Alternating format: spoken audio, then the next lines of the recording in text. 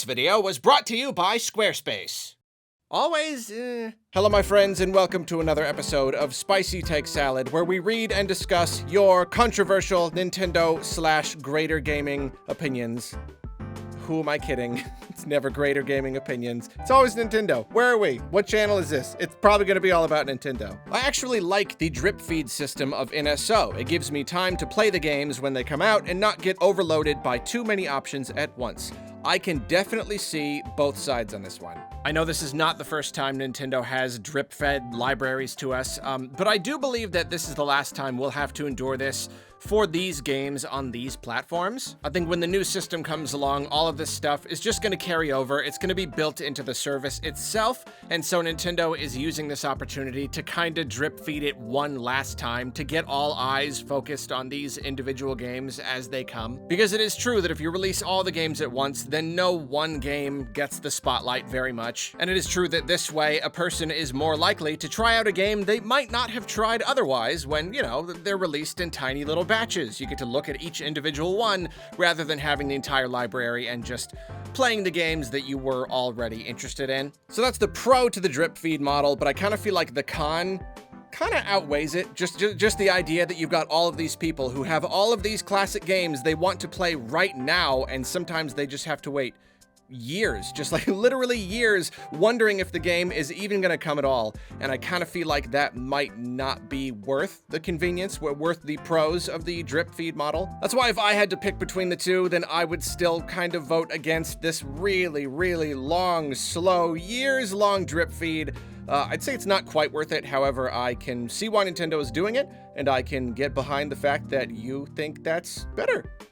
You know, makes sense. Luigi's Mansion 2 is the best game of the series. People just hated it for not copying the first game's format. Okay, well, for starters, I love that you like Luigi's Mansion 2 that much. You do not get a lot of people who say Luigi's Mansion 2 is the best. In fact, you may be the first I have ever heard. But I also have to say, claiming that people who hated it only hated it because it didn't copy the first game's format. I mean, just like overall opinions like that are always way reductive, ridiculously oversimplified. That's not how people work. They don't have a stupid agenda against the thing that you like. It's not just that Luigi's Mansion 2's format was different, it's that it did things that frustrated people. Plenty of people thought it was fine, sure, but like, you can't blame a person for playing one game that gives you free reign of the entire map, and then the second one just constantly yanks you back to home base, always interrupts what you're doing. It's like spending a day at a theme park and just running around and doing whatever you want,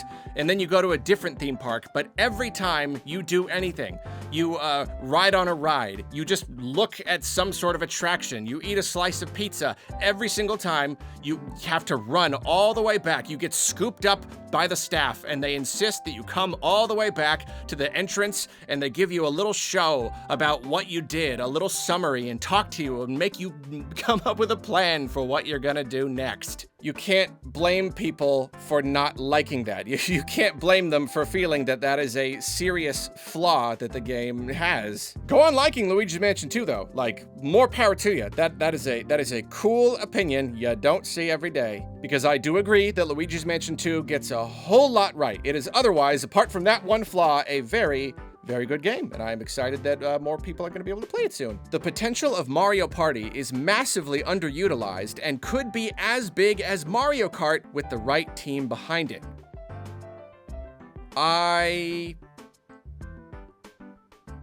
trying to see it, but I'm not quite seeing it the way that you do. I am all for the idea that a lot of Nintendo's IPs are underutilized. I think that there are a lot of creative things they could be doing with a lot of their games and series and all that stuff that they're not really doing, and I am of the opinion that, like, pretty much no matter what a thing is, you could always improve it. You could always do more with it, potentially. Maybe there is more that Mario Party could do, especially if Nintendo put a bigger emphasis on the online element, turned it into just a much bigger social thing. I could see it breaking out kind of a lot.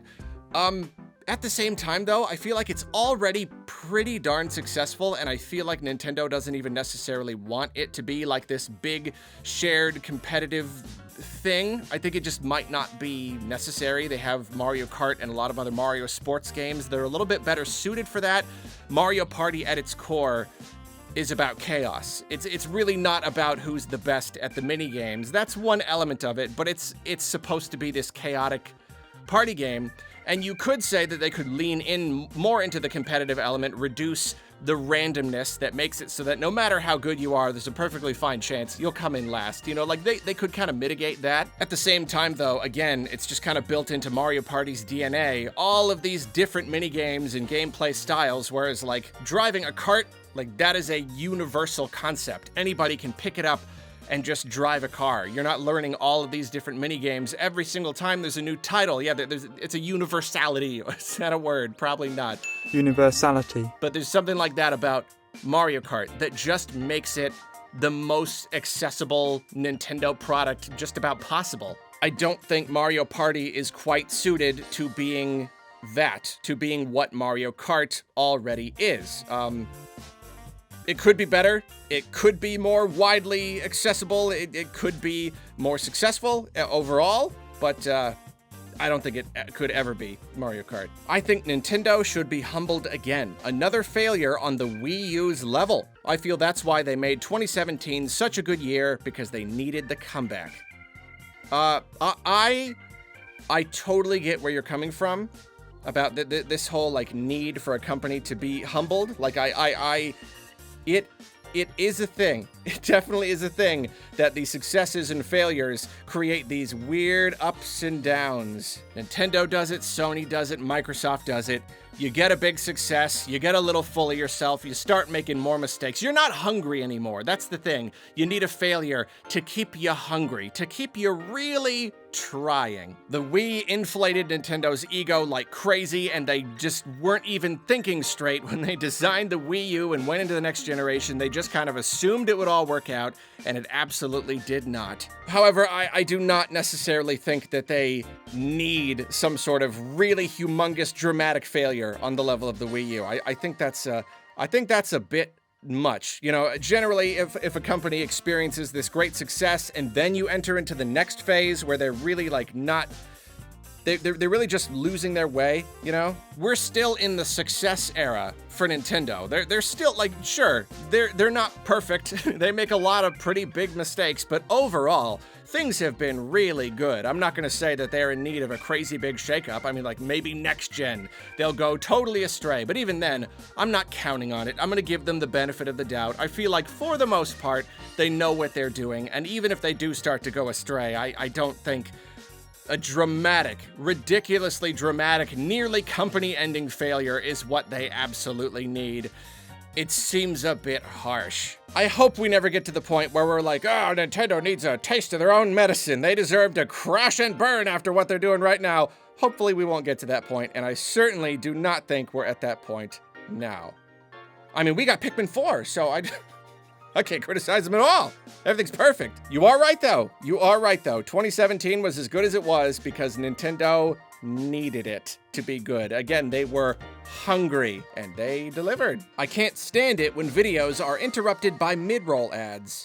Before we continue, a quick reminder that this video was brought to you by Squarespace. Squarespace made building my website, Arlo Recommends, super easy. I had zero website building knowledge or experience, so I just picked a template, messed around with it a little bit, and I was done. Their intuitive builder lets you format things however you want, throw in images or videos or whatever. Making content is super easy. I can schedule it all to go out later. I can have it automatically pushed to social media. It basically runs without me. And if I ever need anything more, I know Squarespace offers loads of powerful extensions. And whenever I want to see how my website is doing, I can check out their fantastic suite of analytics. To try out Squarespace for yourself, head to squarespace.com for a free trial. Then when you're ready to launch, head to squarespace.com/Arlo to get 10% off your first website or domain. And now for today's recommendation,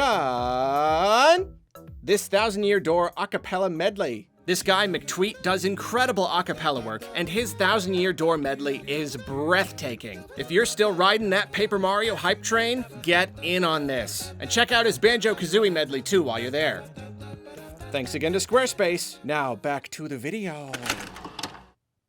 I disagree. Sometimes Nintendo Glockenspiel. I love it. Sometimes Nintendo cooking a game too much can be a bad thing. Expectations and reality don't boil at the same rate, thus some games, whether we like it or not, end up a bit disappointing. Maybe it was the lockdown, but Tears of the Kingdom really didn't fix all the issues Breath of the Wild had. I feel ya. I absolutely feel you on this one. A delayed game is eventually good and all that stuff, but it is true that sometimes when you gotta wait just years and years and years, there is an expectation. There is, and it's unfortunate that Zelda seems to just be like the series when you're talking about this concept, because in my mind, before, like, Tears of the Kingdom is kind of a good example of that. I think it's a great game, but considering how long we had to wait for it, I am starting to kind of feel like I don't actually know if it was worth it. I really don't know. But before Tears of the Kingdom, for me, my example was always Skyward Sword. When everyone talks about how it's okay that the game is taking so long because it'll be worth it, in my opinion, it was not worth it. Skyward Sword, I mean, even then, it took, 5 years. Big whoop. Now that's nothing. But it took 5 years, and it was this big thing, and when it came out, it was just like, no, that was not worth it. Them working on it for a long time was actually a problem. A long development cycle can mean that they're just taking a really long time to get it perfect, but a long development cycle can also mean they don't really know what they're doing, and it's taking them a long time to figure out what the game even is, and I think that's the case with Skyward Sword. We ended up getting a very, very flawed product at the end of that humongous wait, so like, yeah, it does affect expectations, and logically, maybe it shouldn't, because game development is really complicated. Nobody is like trying to take forever, you know, like they're just doing what they gotta do. Sometimes things come up, and like you said, lockdowns and all that stuff, like, yeah, but you look at a game like Metroid Prime 4, the expectations are high.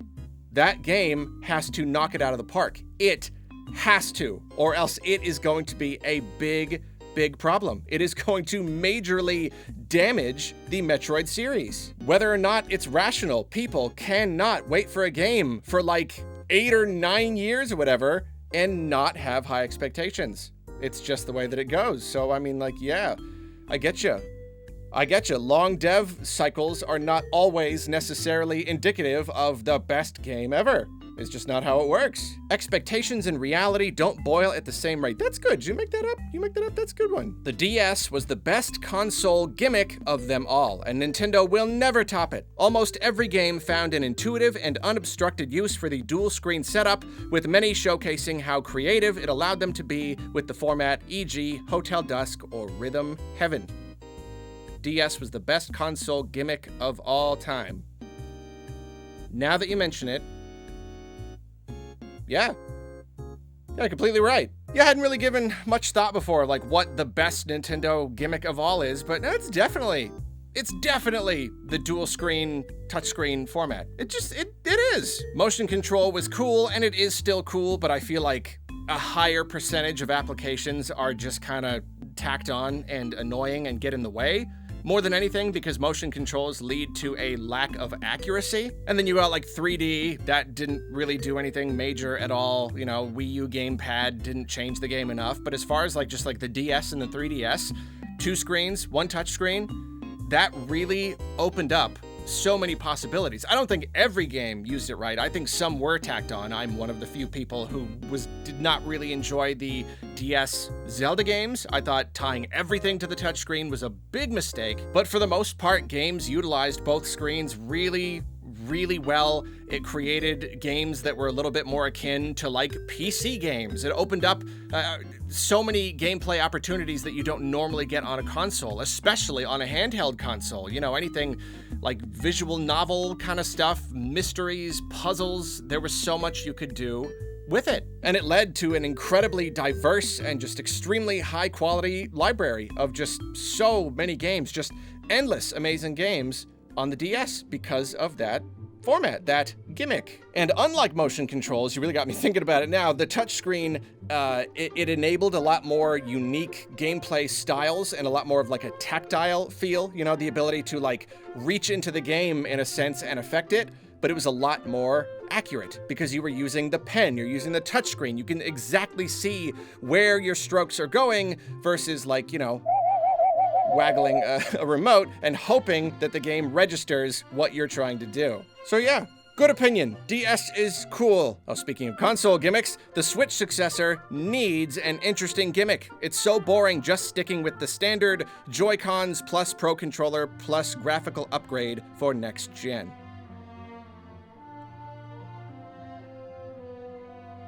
I'm sorry. No, I do not agree. I don't even really like to use the word gimmick, because I feel like if something actually is a gimmick, then it's really not helpful. It's really not practical. Like the 3D effect on the 3DS, I am confident in calling that a gimmick. You know, but like other things, like the dual screen setup on the DS and the 3DS, I wouldn't even call that a gimmick. We kind of like shorthand call it a gimmick, but that's a true piece of innovation that actually opens up possibilities rather than just being some silly thing. It's a little fun. And even when you're getting into features that actually are genuinely useful, it's just a matter of like, is it worth it? Is it actually important? That's the thing about the Switch.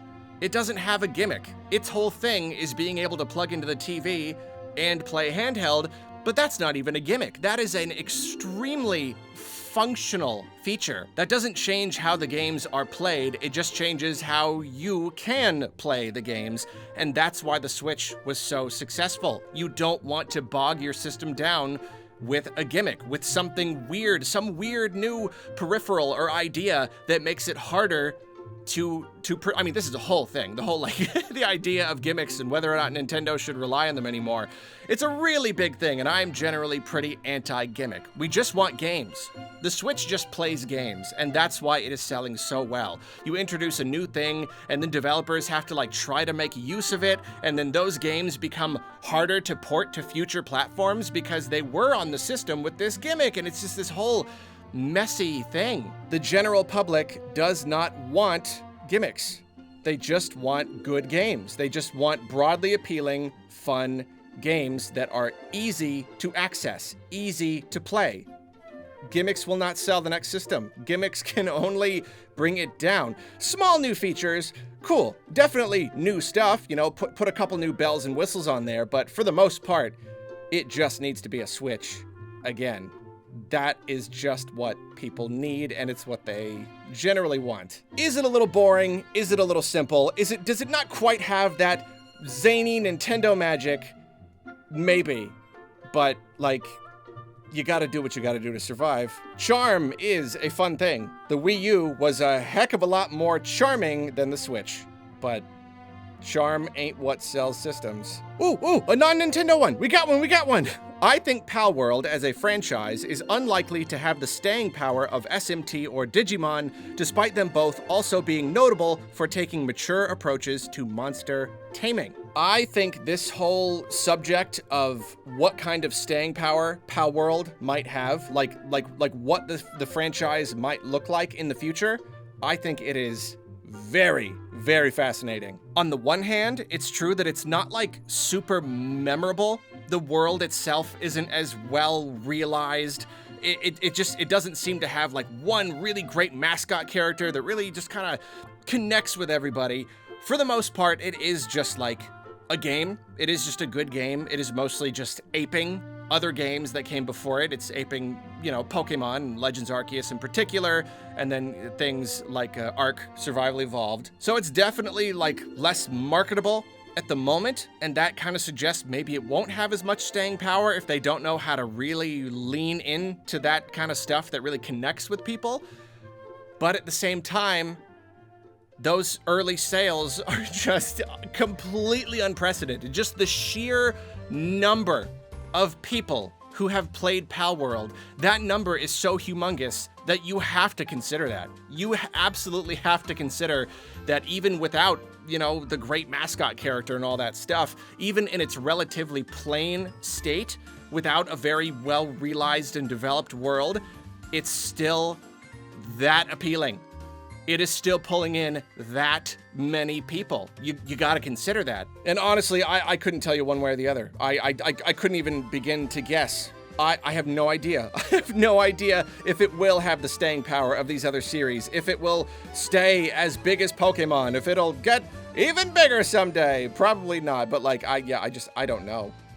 So many people have played Palworld. It is going over so well, and as they keep updating the game and all that stuff, it could, I don't know. It'll be an interesting conversation to have in a couple years, won't it? Sorry, I can't give you more. Good opinion, though. Kirby Star Allies is the best Kirby game by far because of how respectful it is to its legacy.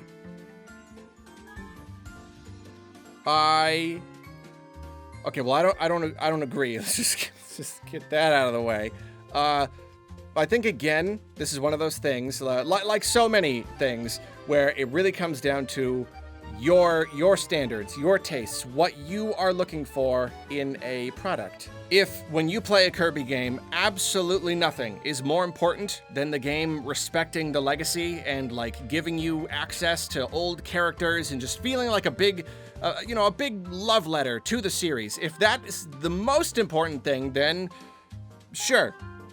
Absolutely. Then Kirby Star Allies is probably the best Kirby because it's really just it is a big Kirby love letter. It really is just a big everyone's here kind of game. But for me personally, a game has to be fun.